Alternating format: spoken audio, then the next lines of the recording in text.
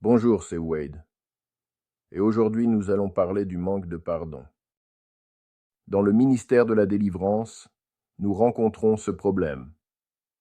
Et c'est un problème si important qu'il peut empêcher la délivrance de se produire. Comment cela peut-il être possible? Eh bien, en tant que ministre de la délivrance, nous sommes le ministre, pas le guérisseur. Jésus est le guérisseur. Et pour recevoir la guérison, il faut être dans la grâce de Dieu, par Jésus, pour recevoir la guérison et la délivrance, même la grâce de le faire, car c'est Jésus qui le permet, pas le ministre. Réalisez que Jésus est présent, et c'est lui qui agit à travers le ministre pour effectuer la guérison, pas le ministre.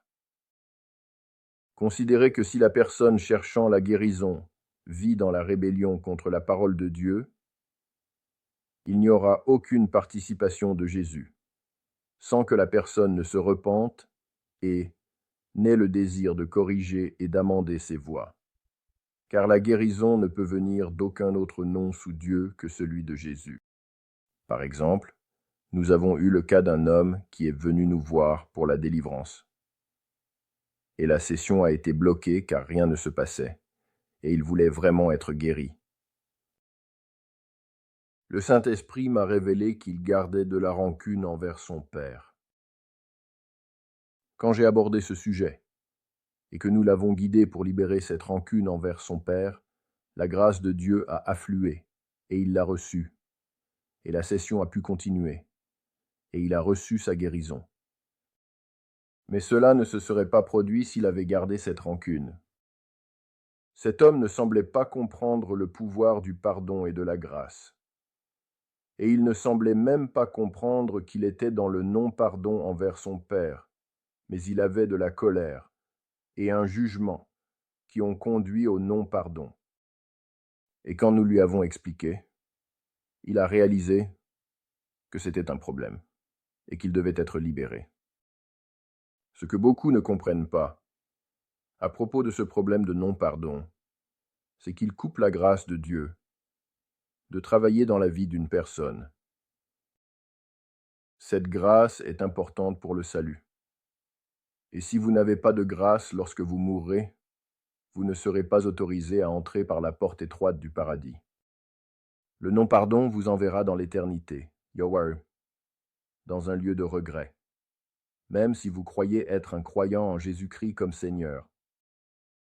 C'est ainsi, car les deux sont en conflit, puisque le non-pardon est en conflit direct avec Jésus comme Seigneur, car c'est la bataille du monde et de l'esprit. Ces deux-là sont en conflit direct et ne peuvent pas coexister, car le non-pardon est un péché d'orgueil du monde et de la chair, et Jésus est l'esprit, et ces deux-là ne peuvent pas coexister. Ils sont en opposition directe l'un avec l'autre. Chaque personne doit donc choisir lequel est Seigneur, le monde et la chair, ou Jésus et l'esprit. Être dans le non-pardon, c'est faire du monde et de la chair le Seigneur, et pardonner, c'est faire de Jésus le Seigneur.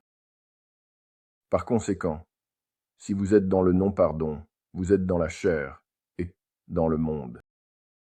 Cela signifie que vous avez fait le choix de faire du monde et de la chair votre Seigneur plutôt que Dieu à travers Jésus. Et c'est de l'idolâtrie. C'est un péché. Et cela vous séparera de Dieu, de la grâce et de l'éternité au ciel. Si vous pardonnez en tant que croyant, vous êtes dans l'esprit et vous êtes en Jésus. Et si vous êtes en Jésus, alors vous avez cru et honoré Jésus comme Seigneur. Considérez l'écriture suivante concernant la question du monde et de la chair, par rapport à Jésus et à l'Esprit, et comment ils s'opposent l'un à l'autre. Comme il est écrit, « Vivez par l'Esprit ». Je dis, « Et ne satisfaites pas les désirs de la chair, car ce que la chair désire est opposé à l'Esprit. Et ce que l'Esprit désire est opposé à la chair. car ceux-ci s'opposent l'un à l'autre, pour vous empêcher de faire ce que vous voulez. En revanche, le fruit de l'esprit est l'amour, la joie, la paix, la patience, la bonté, la générosité, la fidélité, la douceur et la maîtrise de soi. Il n'y a pas de loi contre de telles choses. Et ceux qui appartiennent à Christ Jésus ont crucifié la chair avec ses passions et ses désirs. Galates 5. Considérez ce qui suit. Le manque de pardon est un péché mortel dans l'Église catholique et orthodoxe. Il coupe la grâce de Dieu pour entendre la prière. Il est enraciné dans l'orgueil. Comme il est écrit, l'orgueil précède la destruction. Proverbe 16. Comme il est écrit, car si vous pardonnez aux autres leurs offenses, votre Père céleste vous pardonnera aussi. Mais si vous ne pardonnez pas aux autres, votre Père ne pardonnera pas non plus vos offenses. Matthieu 6, 14, 15. C'est un message difficile pour ceux qui ont été abusés, négligés, détruits, par ceux à qui ils avaient été confiés, leurs responsabilités. Mais ce n'est pas pour eux que vous faites cela, pour pardonner. Vous le faites pour vous-même, pour sauver votre propre âme, peu importe qui vous a blessé, car vous pouvez mettre fin à la douleur de ceux qui ne se souciaient pas, ne vous ont pas protégé. C'est maintenant votre opportunité de vous protéger. Défendez-vous en vous abandonnant au Dieu vivant, Jésus-Christ, à qui tout pouvoir et toute autorité sous Dieu ont été donnés. Matthieu 28, 18. Vous ne pardonnez pas pour la personne qui vous a fait du mal. Vous le faites pour votre salut. Et parce que si vous ne le faites pas, vous soumettrez votre âme à la damnation éternelle et serez séparés de Dieu pour l'éternité. Comme il est écrit, considérez la parole de Dieu suivante. Bien-aimés, ne vous vengez jamais vous-même, mais laissez place à la colère de Dieu. Car il est écrit, à moi la vengeance, c'est moi qui rétribuerai, dit le Seigneur. Romans 12:19. Considérez ce qui suit. Pardonner à celui qui vous a blessé ne signifie pas que la personne qui vous a abusé est libre de recommencer cet abus. Vous avez tout à fait le droit de mettre des limites à ceux qui vous ont blessé en protégeant votre bien-être. Et cela ne doit pas être confondu avec le manque de pardon ou la rancune, mais une démarche d'autoprotection en établissant des limites qui peuvent ou non inclure cette personne dans votre vie. Établir des limites appropriées pour les personnes qui ne se repentent pas et ou qui sont des récidivistes de l'abus peut inclure des limites qui les excluent de tout contact ou association de quelque manière que ce soit pour protéger votre santé mentale, émotionnelle, physique et ou spirituelle. Ne vous sentez pas coupable si vous vous sentez plus en sécurité en plaçant ces limites pour vous protéger, mais faites-le si cela vous fait vous sentir en sécurité et protégé. Il est important de comprendre que le pardon vous libère de ce qui s'est passé. Cela libérera le traumatisme à Dieu par Jésus en tant que Seigneur, pour vous libérer du fait d'être votre propre sauveur, ce qui est une forme d'idolâtrie. Si vous sentez que vous devez garder quelqu'un dans le jugement et le non-pardon, c'est un péché mortel qui vous coupera de la grâce de Dieu, et cela vous laissera ouvert à l'oppression spirituelle. Et votre âme sera en danger de souffrir dans la damnation éternelle, si elle devait mourir dans cet état.